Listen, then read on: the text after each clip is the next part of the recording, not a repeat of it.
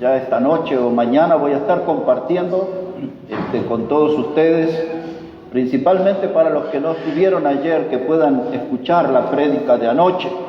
Esa está ligada a la de hoy. Van a comprender mucho mejor el mensaje de hoy si logran escuchar el mensaje que dimos anoche aquí sobre la esperanza de una iglesia anémica. De eso se trataba nuestra prédica anoche.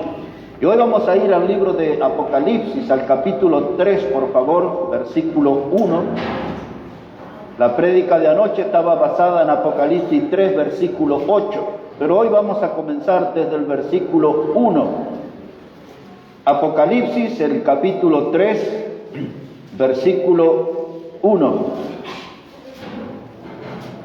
Así dice la palabra de Dios: escribe al ángel de la iglesia en Sardis, el que tiene los 7 espíritus de Dios y las 7 estrellas, dice esto: yo conozco tus obras, que tienes nombre de que vives y estás muerto. Sé vigilante y afirma las otras cosas que están para morir, porque no he hallado tus obras perfectas delante de Dios. Acuérdate pues de los que has recibido y oído, y guárdalo y arrepiéntete. Pero tienes unas pocas personas en Sardis que no han manchado sus vestiduras, y andarán conmigo en vestiduras blancas, porque son dignas. El que venciere será vestido de vestiduras blancas, y no borraré su nombre del libro de la vida. En el pasado yo ya he predicado acerca de esta iglesia, sobre la historia, sobre los serios problemas que tenía esta congregación, pero hoy quiero concentrarme solamente en el versículo 4, donde dice el Señor: tienes unas pocas personas en Sardis que no han manchado sus vestiduras, y andarán conmigo en vestiduras blancas. Ese será nuestro mensaje: los que no han manchado sus vestiduras. Esta es la iglesia de Sardis. La palabra Sardis significa remanente. La palabra Sardis significa un rebaño pequeño o una manada pequeña. Nosotros en nuestro mundo de las vestimentas, de las telas, durante 16 años yo trabajé en una empresa cortando telas, manejando toda clase de telas. Y el remanente era el último pedazo que quedaba en el rollo. El remanente era como un sobrante, la parte final de un rollo. El remanente era lo último que puede ser usado. Y esta palabra Sardis significa remanente. Y allí hay un grupo de personas con vestiduras blancas, no han manchado sus vestiduras. Y ese grupo de hermanos son los últimos que pueden ser usados. Dios, hermanos, puede hacer algo valioso con estos pedacitos. Dios puede hacer algo valioso con estos desechos, con esas personas comunes. Dios puede usarlos como instrumento en sus manos, y con personas comunes puede hacer algo fuera de lo común. Si usted es una persona común, bienvenido al club, puede ser usado por Dios. Una persona común. Nosotros podemos ver que esta iglesia, en medio de tiempos difíciles, ellos estaban pasando por tiempos de persecuciones, y hubo allí una mayoría que decayó en la fe. Diríamos nosotros, aflojaron en su fe, pero había un grupo que no manchó sus vestimentas. Conservaron la blancura, conservaron la pureza, conservaron la santidad en su vida. Era un grupo pequeño de personas, un remanente que estaban decididos a dar siempre gloria al nombre de Dios bajo cualquier circunstancia, bajo cualquier adversidad. Cuando habla la Biblia de personas que no mancharon sus vestiduras, cuando la Biblia resalta el color blanco de estas vestimentas, nos está presentando un símbolo de pureza. La vestimenta blanca es un símbolo de santidad, pero esto, hermano, quiero que sepa que la vestidura blanca también es el sello de un vencedor. De alguien que no se ha manchado su testimonio, de alguien que no se ha deteriorado su fe, es la marca, el sello de un vencedor. Y este mensaje tiene que animarnos a mirar cómo está nuestra vestimenta. Somos de ese remanente, de ese grupo de personas que no ha manchado su vestimenta, que está firme en la fe, firme en la obra de Dios, decidido a dar siempre gloria al nombre del Señor, a pesar de todos los problemas, a pesar de todas las presiones que el mundo nos somete, todavía estamos firmes. No vamos a permitir que se manchen nuestras vestiduras. Esa es la actitud de un vencedor. Esta gente supo cómo conservar el fuego debajo de la tormenta. Esta gente supo, hermano, comportarse como un guerrero. Esta gente, hermano, sabe que el guerrero no descansa hasta que el enemigo está derrotado por completo. La Biblia enseña que nuestro adversario, el diablo, anda como león rugiente. Ese mismo adversario es presentada en la Biblia como la serpiente antigua.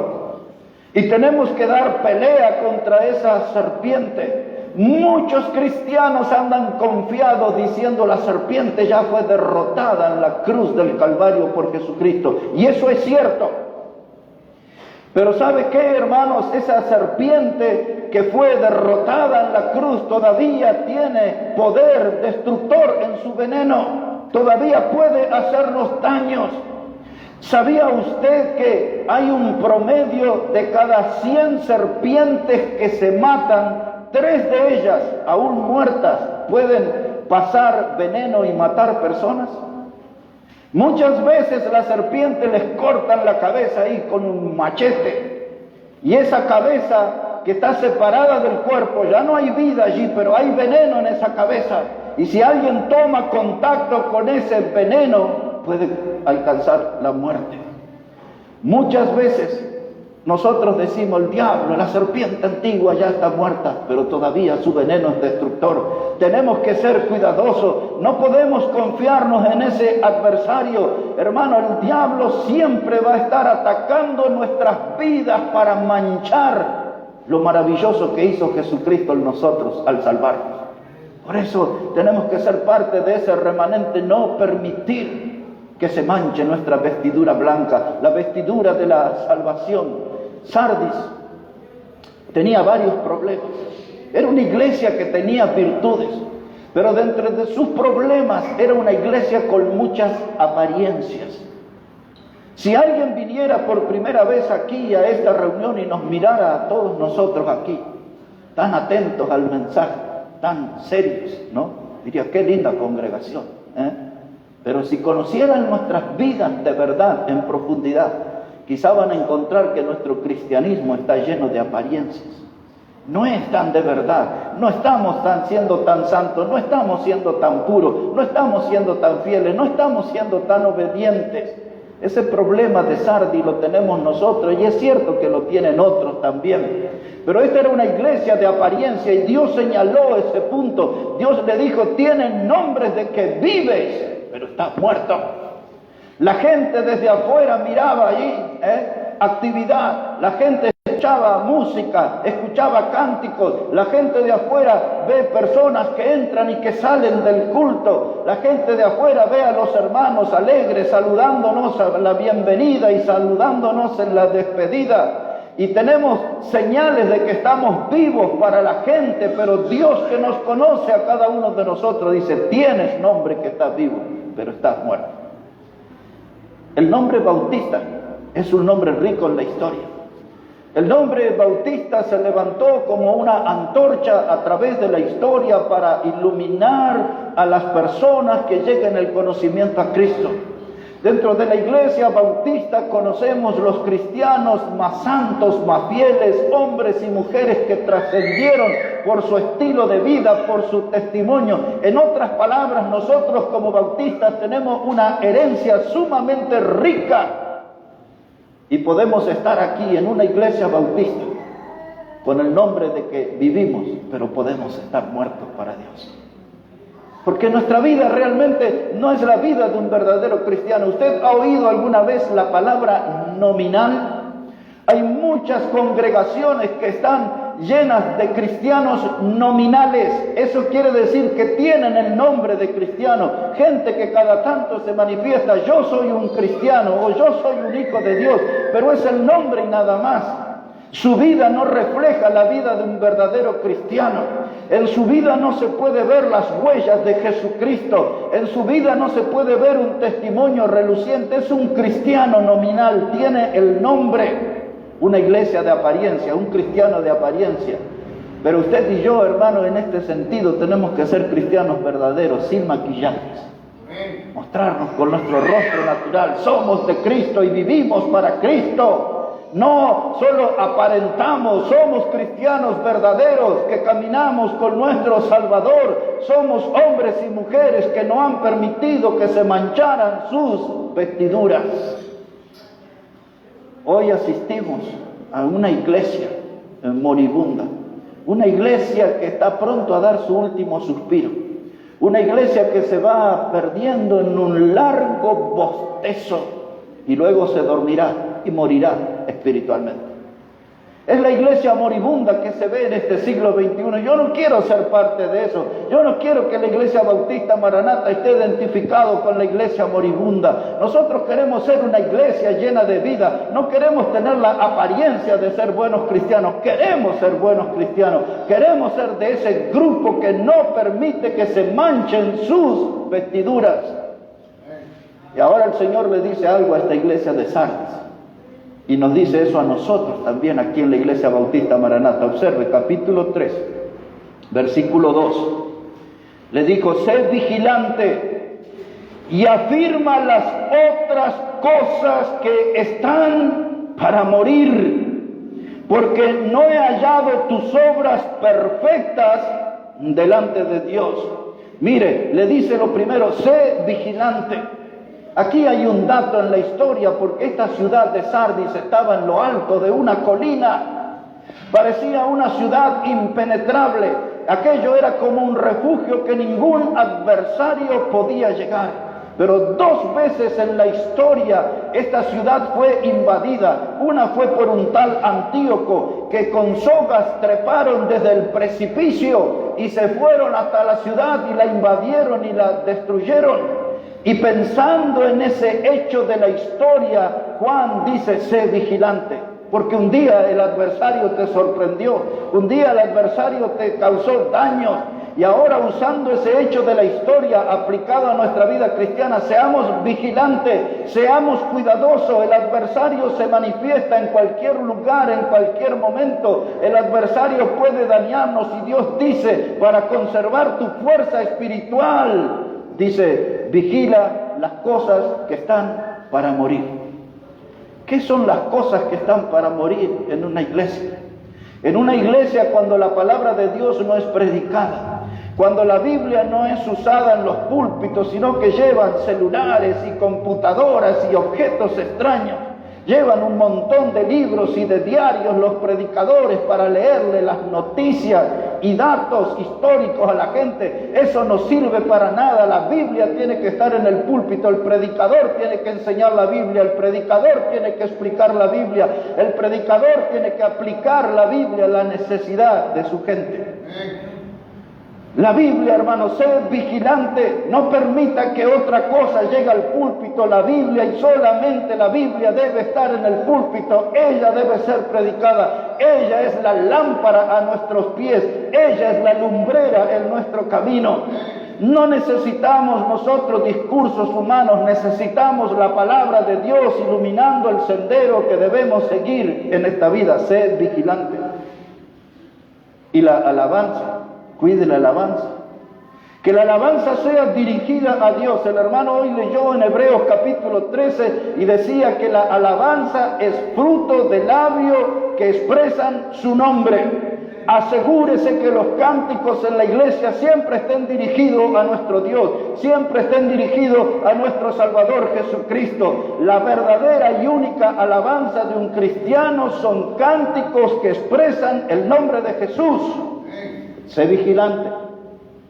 vigilante, porque si otra clase de cantos llega a este lugar, con esos nuevos cantos llegará la ruina también. Sé vigilante, dice, y afirma las cosas que están para morir. ¿Qué otra cosa? La comunión entre nosotros. Hermanos, no podemos tener comunión por grupos de WhatsApp. Necesitamos tener comunión aquí en la iglesia local. Necesitamos vernos las caras, necesitamos extendernos las manos, necesitamos estar juntos como los últimos 3 sábados. Al final de cada reunión doblamos las rodillas con los hermanos y estamos orando, y necesitamos que sus rodillas se doblen y estén junto con las nuestras aquí. Necesitamos no una comunión por Zoom o esas cosas que descubrimos por causa del virus. Necesitamos una comunión directa. Afirma las cosas que están para morir. No dejes de congregarte como algunos tienen por costumbre. Eso es malo, abandonar la casa de Dios. Ven a la casa de Dios. En otras palabras, esto es lo que está diciendo Juan. Afirma las cosas que están para morir. Se lo paso en limpio. Está en peligro la extinción de la palabra de Dios, que ya no se predique la Biblia. Tú cuida eso, que siempre en la Iglesia Bautista Maranata se predique la Biblia. Está en riesgo que se deje de expresar gratitud a través de la alabanza al Salvador. Tú ocúpate que siempre se alabe al Señor, al Salvador Jesucristo en este lugar. Está en riesgo nuestra comunión, ese cristianismo por distancia que quieren imponer. No, necesitamos estar juntos en la casa de Dios, caminar juntos, crecer juntos, echar raíces juntos en este lugar, servir juntos a Dios en este lugar, glorificar juntos a Dios en este lugar. Afirma las cosas que están para morir. Es esto lo que está hablando. A muchos se habían caído, muchos habían caído en la trampa del diablo, pero gloria a Dios, habían algunos que no habían manchado sus vestiduras. Habían algunos que no permitieron que el diablo manchara sus vestiduras. ¿Cuál era el problema en la iglesia de Sardis? ¿Cuál es el problema en la iglesia Bautista Maranata? Se lo diré. En primer lugar, en esta iglesia de Sardis, la gente no asistía fielmente a las reuniones. El problema de la iglesia Bautista Maranata es que su gente no asiste fielmente a las reuniones. Le marcaré otro problema de esta congregación. Se había apagado el fuego misionero, se había apagado la pasión por las almas. En la iglesia Bautista Maranata estamos teniendo este problema, se está apagando nuestro fuego misionero. Ya no tenemos invitados en los cultos, ya eso parece que empieza a ser cosa del pasado. Ya no tenemos caras nuevas, ya no estamos viendo seguidamente convertidos a Cristo, salvos por Cristo. ¿Por qué no estamos viendo eso? Porque nuestro fuego misionero se está apagando, nuestra pasión por las almas está devaluada, está en decadencia. Afirma las cosas que están para morir. No deje que se apague el fuego misionero. No pierda la pasión por las almas. Tengamos todavía, hermano, amor por los perdidos. Hagamos algo por ello. Esta iglesia de Sardis, en su gran mayoría, ya no estaban predicando el Evangelio. En la iglesia Bautista Maranata, la mayoría de sus hermanos no están predicando el Evangelio. Los mismos problemas de esta iglesia son los nuestros. Pero tenemos que ir, hermano, a ese grupo de hombres y mujeres que no han manchado sus vestiduras, los que quieren dar batalla todavía, los que quieren expresar gratitud a Jesucristo el Salvador. Tenemos que trabajar, hermano, falta poco tiempo para que suene la trompeta. Necesitamos servir a nuestro Salvador, predicar la palabra de nuestro Señor, sumado a todas esas pobrezas espirituales en esta iglesia. Sus oraciones eran iguales a las nuestras. Nuestras oraciones no conmueven el trono de la gracia de Dios. Nuestras oraciones no aparecen fluidamente delante del trono de la gracia de Dios. Nuestras oraciones aquí, hermanos, no son suficientes para mover el dedo de Dios, trayendo bendición, produciendo bendición entre nosotros. Esta iglesia tenía una oración, hermano, en decadencia. Nosotros estamos en una crisis de oración también aquí. Si vemos los problemas en esta iglesia, corrijámoslo, los nuestros. No nos quedemos con observar los errores del vecino, corrijamos nuestros errores, mejorémonos, ayudémonos. El hermano leyó bien hoy en Hebreos 13 cuando dice: de la ayuda mutua no os olvidéis. Ayudémonos, hermanos. Si nuestra oración está en baja, elevemos nuestro estilo de oración. Si nuestros cánticos a Cristo están en baja, elevemos nuestro estilo de cántico. Si nuestro servicio a Dios está en decadencia, elevemos nuestra forma de servir a Dios. De la ayuda mutua no os olvidéis. Animémonos unos a otros. Pues esa es nuestra función como hermanos en la fe. Habían algunos que no habían manchado sus vestiduras. Eso me habla a mí que esa iglesia todavía tenía algunos hermanos que eran como carbones encendidos. Y mientras en algún rincón de la iglesia haya algún carbón encendido, eso nos da esperanza que se pueda armar una gran fogata, un fuego de Dios, que haya un avivamiento espiritual, un despertar espiritual entre nosotros. Algunos carbones encendidos son suficientes para que el fuego de Dios empiece a crecer, para que Dios vuelva a soplar aliento de vida entre nosotros. Necesitamos, hermanos, de ese aliento de vida que Dios nos dé a nosotros. Era lindo poner la mirada en ese grupo que no manchó sus vestiduras. Esa gente no claudicó en la fe. Esa gente no se rindió ante la mundanalidad. Esa gente no se rindió ante el pecado. Tenemos que poner la mirada en aquellos que no han manchado sus vestiduras y ser como ellos, hermanos. Sardis, remanente. Ese remanente, hermano, ese grupo pequeño era el que podía traer el avivamiento espiritual. La palabra remanente, esa última parte del rollo de la tela, el último grupo de hermanos que puede ser utilizado, no es algo insignificante. Un remanente es algo importante. El remanente es algo que realmente, hermano, son los que conservaron el testimonio, son los que superaron las tormentas y los tormentos de la vida y siguieron adelante sirviendo al Señor. La iglesia en general está infectada. Esta iglesia de Sardis, y nosotros también estamos infectados. El pecado nos está dañando. El pecado está produciendo estragos en nuestra vida y no queremos verlo, no queremos enterarnos. Había una mayoría en esta iglesia de Sardis, y en la nuestra, que estaban padeciendo una parálisis espiritual. Ya no eran gente de acción, la mayoría no estaban involucrados en la obra, pero gloria a Dios que había algunos allí que no habían manchado sus vestiduras. Y ahora ponemos la lupa sobre esta palabra, manchado.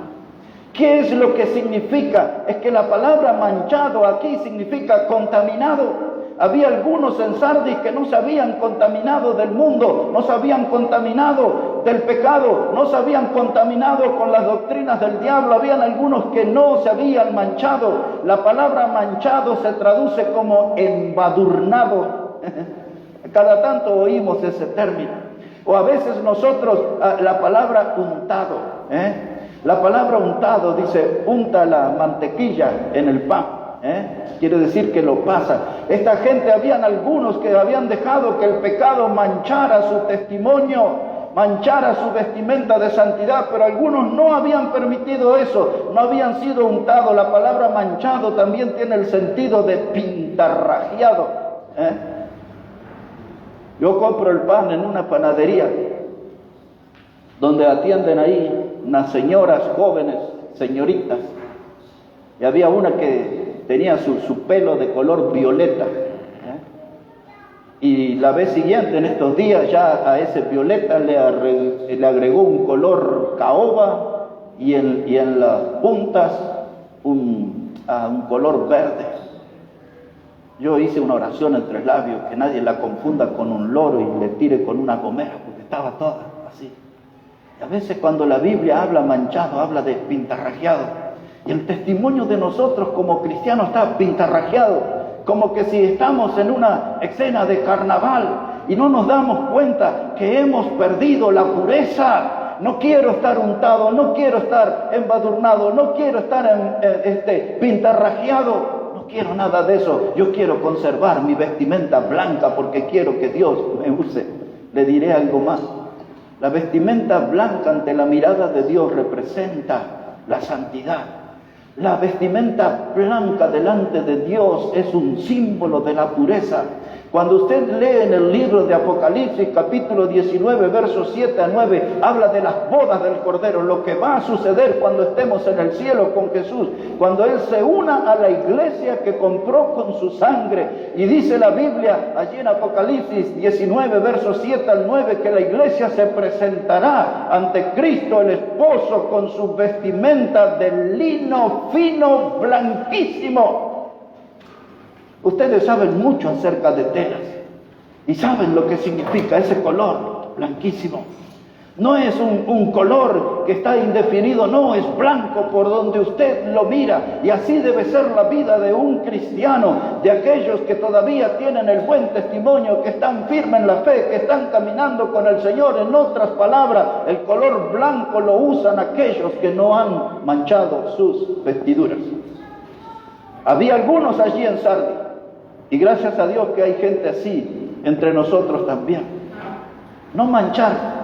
Esto no es una mugre accidental. Esta es una mugre que la gente se acostumbró a convivir con ella. Y es esto lo que significa cuando muchos cristianos tocan el pecado, abrazan el pecado, coquetean con el pecado, conviven con el pecado, y ya el pecado pasa a ser parte de sus vidas.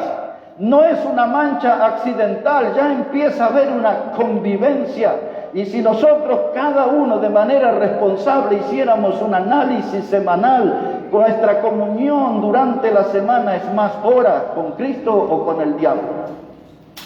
Alguien rápidamente diría, no, con Cristo. Bueno, vamos a revisar y vamos a ver en cuántas actividades en la semana estuvo con Cristo y en cuántas no.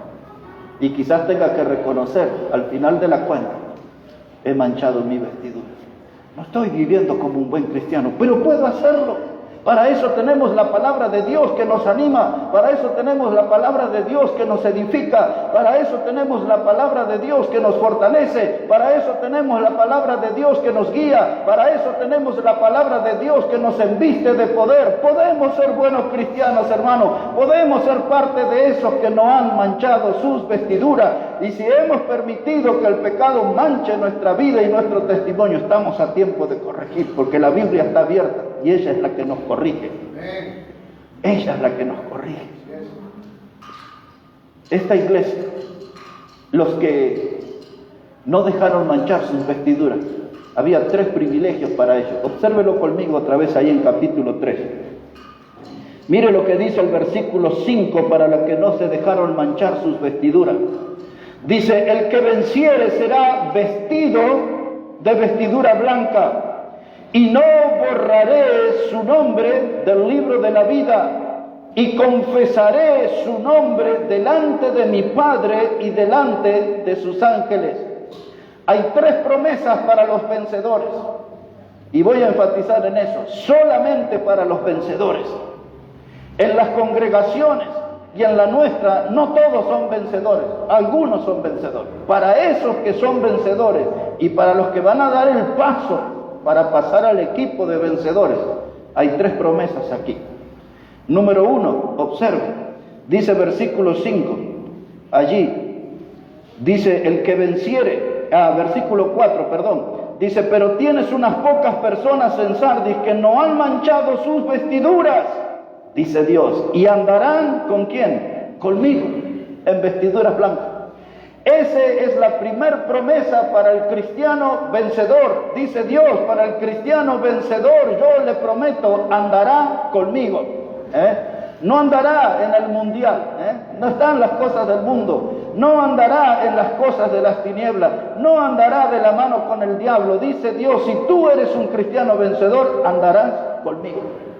Y eso rápidamente nos vuela al comienzo de la historia humana, donde en Génesis capítulo 5, versos 22 a 24, se nos habla de un hombre que se llamaba Enoc, y la Biblia 2 veces dice en esos textos, Enoc caminó con Dios. Enoc vivió en medio de un mundo que era un caos. Enoc vio toda la corrupción de aquella generación prediluviana. Recuerden que el diluvio llegó como un juicio de Dios al mundo porque el pecado había llegado a lo más alto. Y Dios tuvo que cortar esa actividad pecaminosa enviando el juicio de las aguas. Pero en medio de todas esas decisiones que la gente tomó de abrazar el pecado, la inmoralidad, la violencia, el alcohol y todos los vicios que podía haber, Enoc decidió caminar con Dios. Es decir, que Él es el ejemplo, es el espejo que nos podemos mirar. Si el mundo va todo por el lado del pecado, nosotros podemos elegir como Enoc, caminar con Dios. En ese mismo tiempo apareció Noé. Y la Biblia dice en Génesis 7, versículo 1, que era el único varón justo en su generación. Es decir, que en los días de Noé todo el mundo decidió inclinarse hacia el pecado, pero Noé dijo, yo no voy a hacer eso, yo voy a ser justo, yo voy a caminar con Dios. Y dice la Biblia, hermanos, que Noé caminó con Dios. Génesis 6, 9 dice que Noé caminó con Dios. Y hubo otro hombre en la Biblia que se llamó Abraham.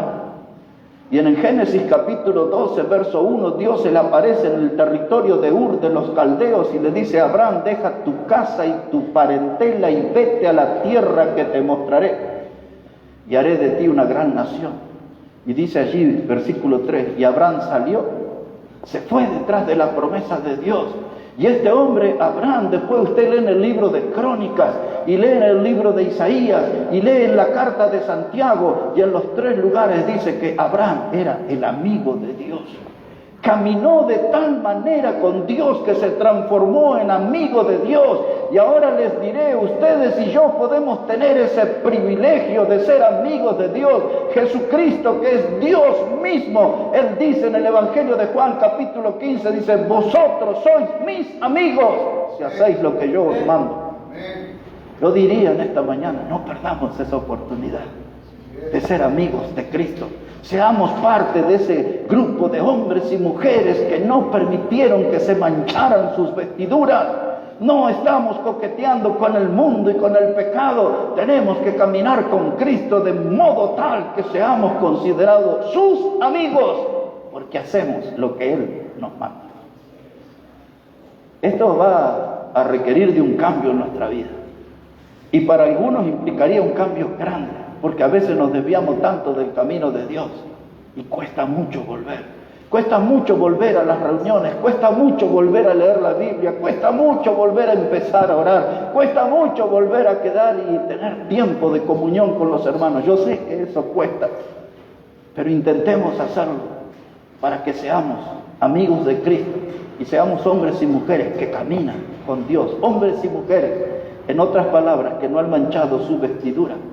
Observe un momento Santiago el capítulo 1, si puede ir hasta ahí un momento, Santiago el capítulo 1 y el versículo 27. Mire cómo dice la palabra de Dios allí, Santiago el capítulo 1 y versículo 27. Dice la palabra de Dios así, la religión pura y sin mácula delante de Dios el Padre es esta: visitar a los huérfanos y a las viudas en sus tribulaciones y guardarse sin mancha, ¿de qué cosa? Del mundo. Y miramos nuestra vestimenta y encontramos una mancha. Una de las cosas más comunes cuando comemos unos fideos con tuco o ahora, 2 sábados hemos vencido, hemos comido salteña y no nos hemos salpicado. Bueno, el hermano un sábado, el otro se le manchó. Pero yo ya llevo 2 sábados invicto comiendo salteña sin mancharme la camisa. Hermano, cuando aparece la mancha de salteña o del tuco de los fideos, uno ya lo ve. Y cuando miramos nuestra vida y está la mancha del pecado, dice la Biblia, la religión pura, sin mácula. Mácula quiere decir sin mancha. Es visitar a las viudas, a los huérfanos y mantenerse sin mancha del mundo. El mundo quiere mancharnos, quiere enchastrar nuestro buen testimonio, la obra preciosa que Jesús hizo en nuestra vida. El mundo quiere estropearla con manchas. Y la Biblia nos enseña aquí en Santiago que tenemos que guardarnos sin mancha. Esa palabra guardarse quiere decir abstenerse, quiere decir cuidarse de que el mundo no nos manche, hermanos. Tenemos que mantener blanca nuestra vestidura delante de Dios. Si ya salió de Apocalipsis, no importa, le voy a leer la segunda promesa. La primera dice: Dios caminará conmigo. La segunda promesa que Dios hace para los vencedores dice: no borraré sus nombres del libro de la vida. Porque hay muchos cristianos en ese tiempo y hay muchos en nuestros días que participan de los cultos, pero nunca fueron salvos por Cristo. Fueron a esos lugares porque tenían sus grupos de amigos, fueron a esos lugares porque les gustaba la música. Como muchos de los que van a esos cultos, muchos me han dicho: voy ahí porque me siento bien. No saben decir: voy ahí porque soy salvo por Cristo, voy ahí porque se predica la palabra de Dios, voy ahí porque está el verdadero evangelio en el púlpito, voy ahí porque el pastor es un varón de Dios definido. No dicen eso. Dicen: yo voy a esas reuniones que me siento bien. Y se vuelven cristianos de nombre, adoptan el nombre, pero nunca fueron salvos. Pero aquel que es salvo tiene su nombre escrito en el libro de la vida. Dice Dios: no se borrará el nombre del verdadero cristiano, del que fue salvo por Cristo. Su nombre está allí, nada ni nadie podrá borrarlo. Porque aquel que fue salvo por Cristo, ese tiene vida eterna. Así dice la Biblia: todo aquel que en él cree no se pierde más, tiene vida eterna. Y su nombre está ahí, segunda promesa. Y la tercera promesa, dice ahí Jesús: y lo reconoceré delante de mi Padre. Tres promesas: andarán conmigo, dice el Señor. No borraré su nombre del libro de la vida. Y la tercera promesa, dice que Él va a reconocernos delante de su Padre. Y uno dice: pero todos los que estamos allí somos salvos. Pero no todos somos siervos. Todos los que estaremos delante de Dios, si estamos allí, es porque somos salvos. Pero no todos los que estarán en la eternidad con Dios se han comportado como siervos. Y Él dice: yo los voy a reconocer, dice Jesús, como siervos. Los reconoceré delante de mi Padre. Les voy a leer, quiero que ustedes vean conmigo uno de los versículos para mí más hermosos que hay en la Biblia. Yo se los quiero compartir y espero que este texto que vamos a leer pase a ser uno de los textos más hermosos de la Biblia para usted. Venga un momento conmigo al Evangelio de Juan, el capítulo 12. Allí le leeré ese texto que a mí me parece maravilloso. Evangelio de San Juan, el capítulo 12, versículos 26 y 27. Mire cómo dice la palabra del Señor aquí. Evangelio de Juan, capítulo 12, versículos 26 y 27. Es Jesús el que está hablando. Y dice en el verso 26, si alguno, versículo 25, hermano, y 26. Versículo 25, dice Jesús: el que ama su vida, la perderá. Y el que aborrece su vida en este mundo, para vida eterna, la guardará. Y ahora viene el texto precioso que le digo. Dice Jesús, verso 26, si alguno me sirve, sígame. Y donde yo estuviere, allí también estará mi servidor. Si alguno me sirviere, mi Padre le honrará. Después en su casa tiene que abrir la Biblia y leer ese verso 26, repasarlo y repasarlo y apoderarse de ese texto. Dice Jesús primero en el verso 25, el que ama su vida la perderá. Es decir, que usted es salvo por Cristo, pero su vida está para el gimnasio, su vida está para el maquillaje, su vida está para el pantalón de moda, su vida está para el celular de último modelo, su vida está para llegar a conseguir un auto de alta gama, su vida está para las cosas materiales, terrenales, temporales, pasajeras. Si usted ama ese estilo de vida, dice Jesús, la perderá. O sea, su vida va a ser una pérdida de tiempo. Si vive para las cosas terrenales y materiales. Pero dice ese verso 25, dice el Señor Jesús, y el que aborrece su vida en este mundo, para vida eterna la guardará. Es decir que yo, como expliqué en el pasaje de ayer de Hechos 20 y 24, dice Pablo, yo no estimo preciosa mi vida, con tal de que acabe mi carrera con gozo y cumpla con el ministerio que me encomendó de predicar el Evangelio. Pero nosotros, hermanos, queremos vivir como sintiéndonos que somos el ombligo del mundo, que somos la última Coca-Cola del desierto. Y dice Jesús, si usted tiene ese estilo de vida, usted la perderá. Pero si el mundo la aborrece, si el mundo la aborrece por su fe, si el mundo la aborrece a usted, le hace un costado porque usted viene a la iglesia, porque usted lee la Biblia, porque usted sirve a Cristo, entonces usted está guardando su vida para vida eterna. Dice Jesús en el verso 26, si alguno me sirve, sígame. No diga usted que es un seguidor de Cristo si no le sirve a Él. Si alguno me sirve, entonces sígame. Ejemplo nos dejó para que sigamos sus pisadas, dice Pedro. Dice Jesús, si alguno me sigue donde yo estuviere, Él estará. Qué privilegio, ¿no? Qué privilegio seguirle para estar con Él. Pero muchos de los salvos, qué cosa extraña, no quieren estar con Jesús. No hablan con Jesús durante la semana.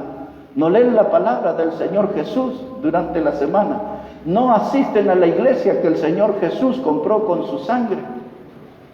No todos los salvos aman a Jesús como deberían. Qué cosa increíble, ¿verdad? Una salvación tan grande, una vida eterna que alcanzó para nosotros muriendo en la cruz, y nosotros no estamos siguiéndolo a Él, no estamos caminando bien con Él. Andamos medio chuecos en la vida, torcidos en la vida, pero mire cómo termina ese verso 26. Dice, donde yo estuviere, allí estará mi servidor. Si alguno me sirviere, mi Padre le honrará.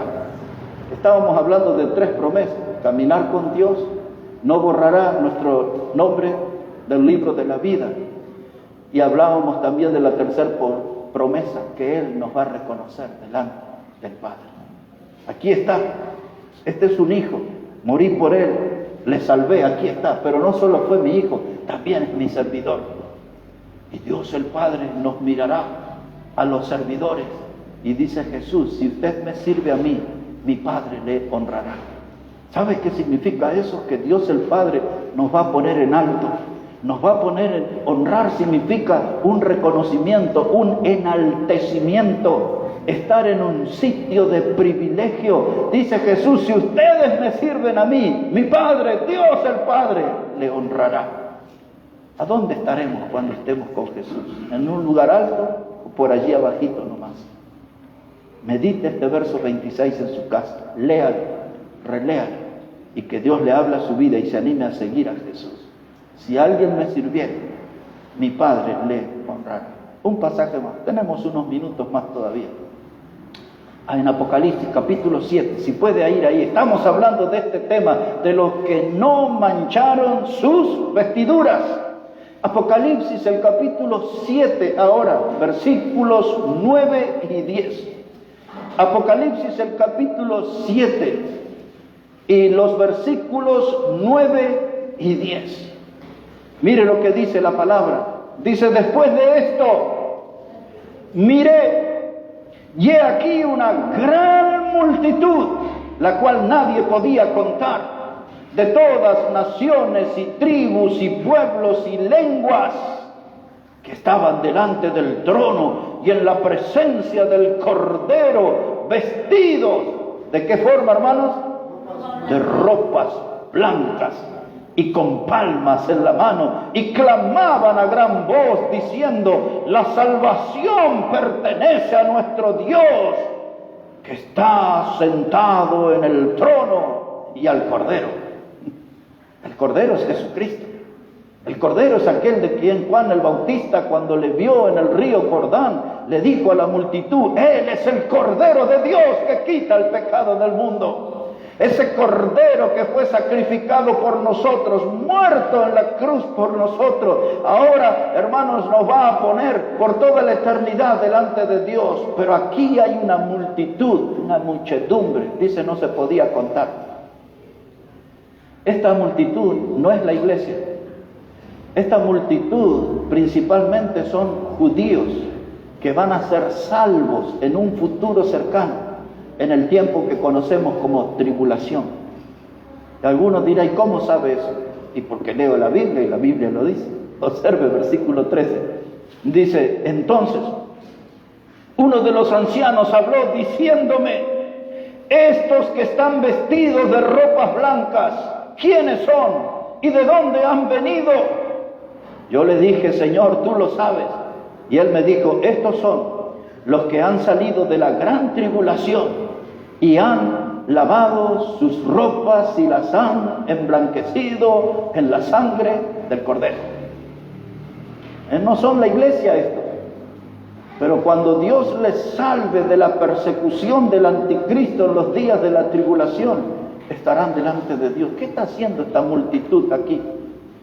Están cantando, están diciendo que están en la presencia de Dios por la obra de la sangre del Cordero. Nadie, hermanos, en la historia humana puede llegar delante de Dios por mérito propio.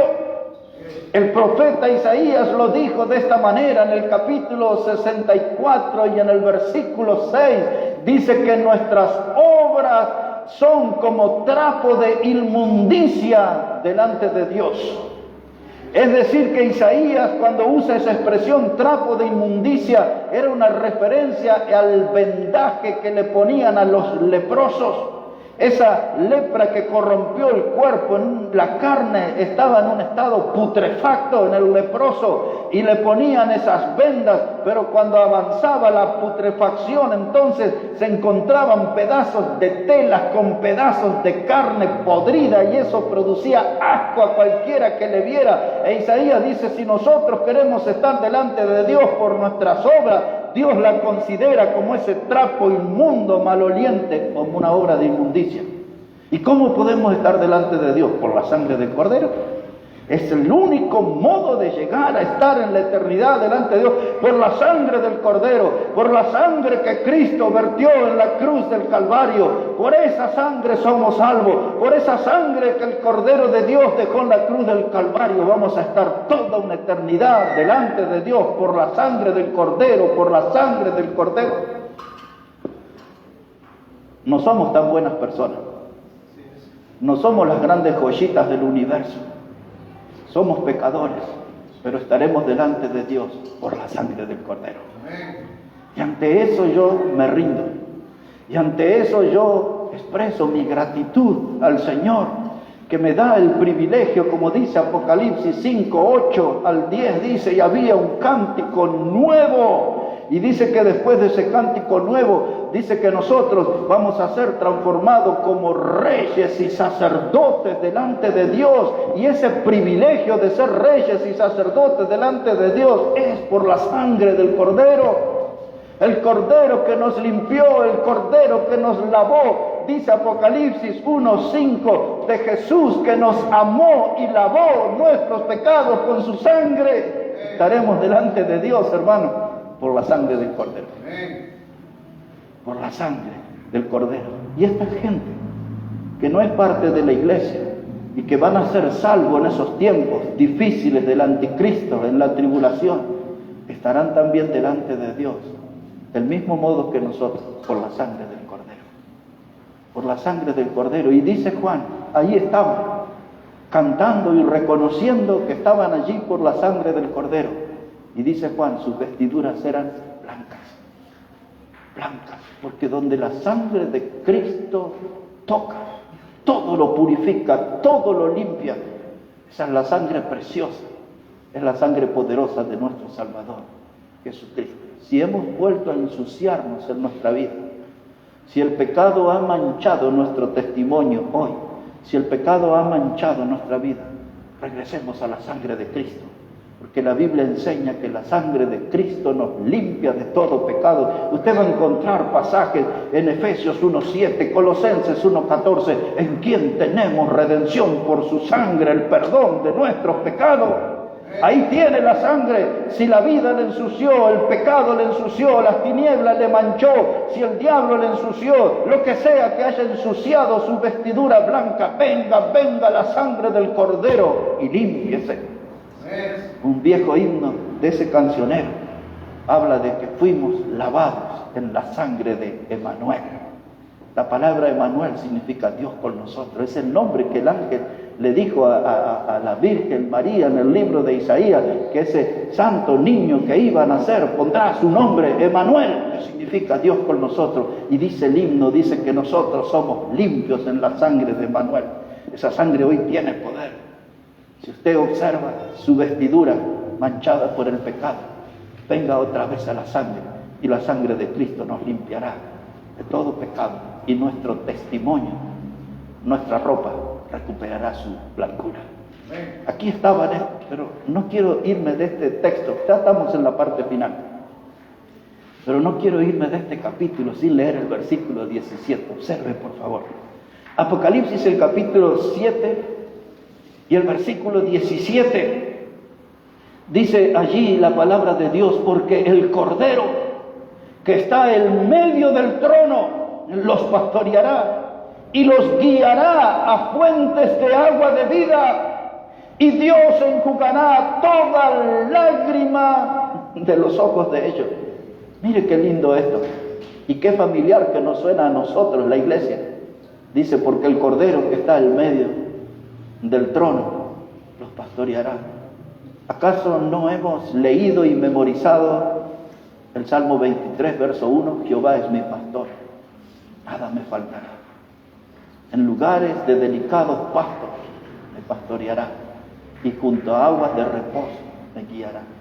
El mismo trabajo que hace Jesús con nosotros lo hará con estos redimidos de la muchedumbre incontable de pueblos, lenguas, tribus y naciones. El Cordero, qué privilegio ser pastoreado por el Cordero. Termina el texto diciendo allí, dice: y Él los guiará a aguas de vida.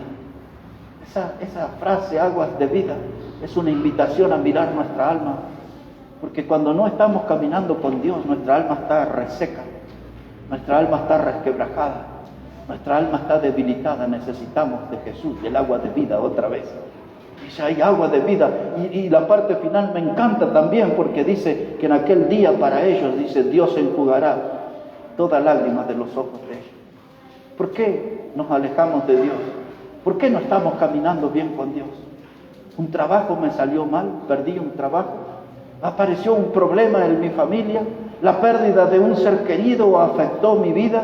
¿Qué es lo que ha pasado? ¿Apareció una enfermedad en mi vida? ¿Qué es lo que ha sucedido que me está haciendo sufrir en este tiempo? Esa gente en el futuro, y nosotros hoy podemos venir delante de Dios, y Dios enjugará toda lágrima, Dios calmará todo dolor. Dios sabe cómo producir en cada uno de nosotros paz.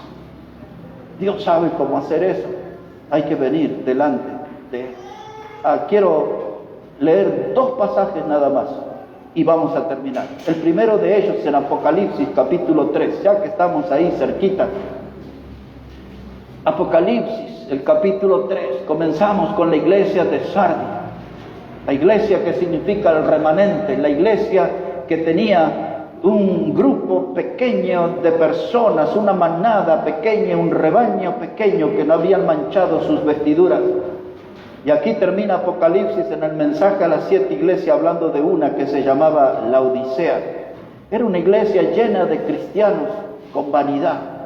Era una iglesia que no le daban lugar a Cristo, porque dice que el Señor estaba afuera en la puerta golpeando, queriendo entrar. Era una iglesia llena de orgullo, que se creía autosuficiente, que podían pasar por esta vida sin necesitar de Dios. Y a veces nosotros parece que somos candidatos para la iglesia de la Odisea, porque parece que no necesitáramos de Dios. No leemos la Biblia, no oramos, no cantamos, no vamos a los cultos. Somos como esa gente de la Odisea. Pero Dios le dijo algo a ellos y también a nosotros. Mire lo que le dice. Apocalipsis 3, verso 18. Dice, por tanto yo te aconsejo, dice el Señor, yo te aconsejo que de mí compres oro refinado en fuego para que seas ricos. ¿Y qué más tenían que comprar? Vestiduras blancas para vestirte y que no se descubra la vergüenza de tu desnudez. Dice, no se descubra la vergüenza de tu desnudez. Eso significa que una mirada de Dios a nuestra vida queda a la vista de Él todo nuestro pecado, toda nuestra vergüenza, lo flojos que somos, lo perezosos que somos, lo infieles que somos. Y dice Jesús, para que no te suceda eso, compra vestiduras blancas. ¿Qué es lo que le está diciendo? Le está diciendo a esa iglesia y a nosotros, ya dejen de creerse autosuficientes, dejen de creerse todopoderosos, dejen de creerse ya los superhéroes y vengan aquí y vístanse de santidad, pónganse en vestiduras blancas, compren. Eso tiene un costo, eso tiene un precio, eso implica un sacrificio, porque en medio de un mundo que está lleno de pecadores es difícil ser santo, pero no es imposible. Dice, compra esas vestiduras blancas, demuestra que eres santo, demuestra que eres parte de aquellos que no han manchado sus vestiduras. Ese consejo está bueno. Y ahora yo les voy a enseñar con la Biblia para terminar cómo es posible conseguir esa clase de vestimenta. ¿Qué fecha es hoy? 22, 23, ¿cuánto es hoy? 24 ya, de octubre, del 2021. Ahora yo le voy a mostrar con la Biblia cómo un 24 de octubre del 2021 podemos volver a tener vestidura blanca para poder estar delante del Señor siempre. Busque Evangelio de Lucas, capítulo 15, y ahí vamos a terminar, hermanos. Ahí le vamos a poner punto final a nuestro mensaje, leyendo el Evangelio de Lucas, el capítulo 15 y los versículos 20 a 22. Evangelio de Lucas, capítulo 15, y los versículos 20 a 22. Este texto que les voy a leer es parte de lo que nosotros conocemos como la enseñanza del hijo pródigo. Aquel muchacho que llegó al chiquero de cerdos, manchó su testimonio, deshonró a sus padres, pecó contra Dios, él mismo lo reconoció. Estaba en un lugar inmundo, rodeado de animales inmundos, un lugar maloliente, putrefacto. En otras palabras, ese muchacho, por causa de su pecado, había caído bien bajo y allí estaba en el chiquero. Su testimonio, su vestimenta estaba manchada por donde la mirara. Como dijimos hoy, manchado, embadurnado, embarrado, pintarrajeado, todo eso estaba en la ropa de ese muchacho. Pero él dice que volvió en sí, dice la Biblia. Y él dijo en su corazón, yo volveré a la casa de mi padre y le diré, Padre, yo he pecado contra el cielo y contra Dios. Y siempre, hermanos, cuando nosotros manchamos nuestra vestimenta blanca es porque pecamos contra Dios, después contra otras personas o contra otras cosas. Pero siempre nuestro pecado en primer lugar es contra Dios. Y ese muchacho dijo, yo voy a volver a la casa de mi padre. Yo le diré, Padre, he pecado contra el cielo, he pecado contra ti, no soy digno de ser llamado tu hijo. Tómame como uno de tus jornaleros. Y salió de ese chiquero inmundo, tomó la decisión. Le costó porque quizás ya se estaba acostumbrando al barro, se estaba acostumbrando a la compañía de los cerdos, pero ya no toleraba más. Se levantó y volvió a la casa del padre. Y esto pasó, versículo 20, mírelo. Esto pasó, dice, y levantándose, vino a su padre. Y cuando aún estaba lejos, lo vio su padre. Y fue movido a misericordia. Y corrió. Y se echó sobre su cuello. Y le besó. Y el hijo le dijo, Padre, he pecado contra el cielo y contra ti. Y ya no soy digno de ser llamado tu hijo. Pero el padre dijo a sus siervos, sacad el mejor vestido. ¿De qué color iba a ser? Seguro, no dice la Biblia, pero ya lo sabemos. Sacad el mejor vestido. Y dice ahora, sacad el mejor vestido y vestidle. Y poned un anillo en su mano y calzado en sus pies. Ahí imagínese ese muchacho, volviendo a la casa de su padre, humillado, completamente humillado. Ahora imagínese usted,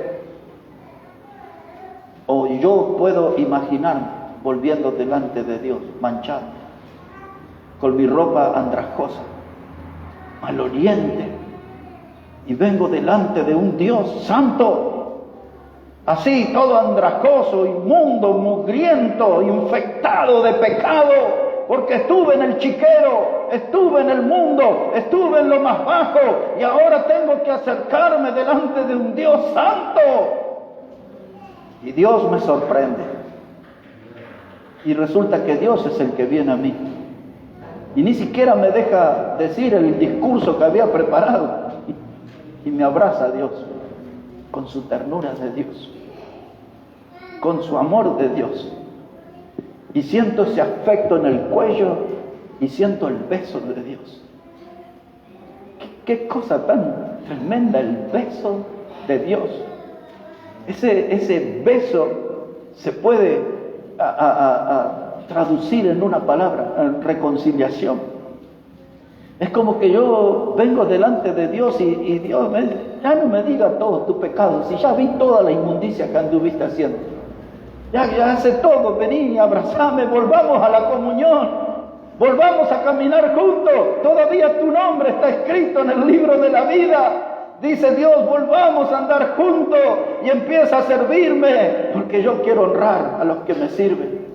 Y el Padre lo abrazó, y entre lágrimas y emociones, aquella escena era algo tremendo. Y el Padre levanta la voz y dice esto que hemos leído en el verso 22 a sus siervos: sacad el mejor vestido. Un hijo mío no puede estar vestido así. Un hijo de Dios no puede andar con todas sus ropas manchadas por el pecado. Si en esta mañana desde la palabra Dios nos está mostrando un vestido blanco, ya está, sáquese ese vestido, sáquese esas manchas de su vida, póngase el vestido que le corresponde a un hijo de Dios. Póngase el vestido blanco, póngase el vestido de la pureza, póngase el vestido de la santidad. Ya no siga manchando su vida, no siga estropeando la obra preciosa que Cristo hizo en usted. Hoy Dios le está mostrando el vestido, dice, aquí está, a la vista suya, tómelo y póngase el vestido blanco. Dice el Padre, dice, sacad el mejor vestido y vestidlo. Porque Dios desde el cielo nos mira y dice, un hijo mío no puede andar así, con ese testimonio tan horrible, tan manchado. Tiene que tener un vestido blanco, tiene que tener un vestido de pureza, de santidad. Y ahora dice aquí, dice, y poned un anillo en su mano. ¿Sabe que ese es el anillo de la reconciliación? Ese anillo que Dios pone en la mano tiene algunos diamantes que sobresalen, tiene diamantes con nombre. Uno de esos diamantes se llama amor. Y en ese anillo de reconciliación Dios nos muestra su amor. Y ese anillo usted lo mira y tiene otro diamante que se llama paz. Ya no vamos a andar como locos por el mundo, nerviosos, agitados en este mundo. Dios quiere que tengamos paz. Y cuando vemos esos diamantes que brillan en el anillo, cada uno de ellos nos recuerda uno de los atributos de nuestro Dios. Dios es amor, Dios es paz, Dios es gozo. ¿Cuánto hace que no tiene gozo en esta vida? Necesita de ese anillo de la reconciliación. Y hay una cosa más que dice este texto, y ahí voy a terminar. Dice el Padre, traiga el vestido. Dice el Padre, traiga el anillo. Y ahora dice, traiga calzado para sus pies. ¿Qué es lo que le había dicho Dios a la iglesia de Sardis? Dice, y caminarán conmigo. Hoy Dios tiene un nuevo calzado. Usted mira el suyo y dice, pero yo lo compré en Avellaneda, mire, está bonito. No, pero póngase el calzado de Dios. Un nuevo calzado. Ese calzado sabe que usted tiene que caminar con él. Y aquel que camina con Jesús, él dijo, mi Padre le honrará. No quisiera ser honrado por Dios, no quisiera ser reconocido por Dios. No tenemos que andar en la búsqueda ni conformarnos con los aplausos humanos. Necesitamos ser aprobados por Dios. Necesitamos ser parte de ese remanente. Necesitamos ser parte de ese grupo que aún no ha manchado su vestidura. Anímese, venga a ser parte de ese equipo. Venga a ser parte de esa comunión. La comunión de aquellos que están sirviendo a Jesús, siguiendo a Jesús, y no van a dejar que nada manche sus vestiduras, porque Dios dijo y escrito está, sé santos, porque yo soy santo. Sin mirar al que está a su lado, sin mirar hacia atrás. Yo quiero decirle en esta mañana, si Dios habló a su corazón en esta mañana, póngase de pie. Yo quiero orar por usted. Si Dios habló a su vida en esta mañana, anímese y póngase de pie. Yo quiero orar por usted en esta mañana. ¿Dios fue mudo o Dios habló a su vida? Si Dios le habló, si hay algo que Dios le haya hablado en esta mañana, si usted está en ese grupo que dice, yo quiero ese vestido para mí, no quiero andar en el chiquero, no quiero andar como el hijo pródigo, dame ese vestido blanco, Señor, yo quiero andar caminando con aquellos que no han manchado su vestidura. Quisiera dar ese paso para Dios. Si Dios le habló en esta mañana, como dice el escritor a los hebreos, si oyeres hoy su voz, no endurezcáis vuestros corazones, como lo hicieron los padres en la provocación. Dios quiere bendecir a su vida, pero Dios va a bendecir a los que deciden no manchar sus vestiduras. Oremos a Él. Padre, gracias te damos en esta mañana por tu palabra. Y gracias por Jesucristo, el Cordero de Dios, que fue a la cruz del Calvario a morir por nuestro pecado y para darnos una salvación eterna. Gracias por esa sangre preciosa que nos limpia de todo pecado, que nos salva eternamente. Y hoy pedimos, Dios, si hemos fallado, si nuestro testimonio no es tan reluciente como tú esperas, si nuestro testimonio, nuestra vestimenta de cristiano está manchada, que tú puedas limpiarnos, Señor, y puedas poner ese vestido nuevo y ese anillo de reconciliación, y puedas poner ese calzado en nuestros pies, para que con firmeza sigamos a nuestro Salvador Jesucristo.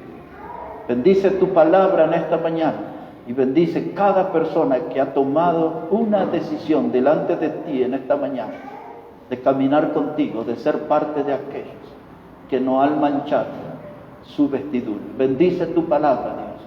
Bendice nuestras vidas. Lo pedimos en el precioso nombre de Jesucristo. Amén y amén. Amén. Que Dios bendiga su palabra, hermano, en esta mañana. Que bendiga su vida. Hermano Josué.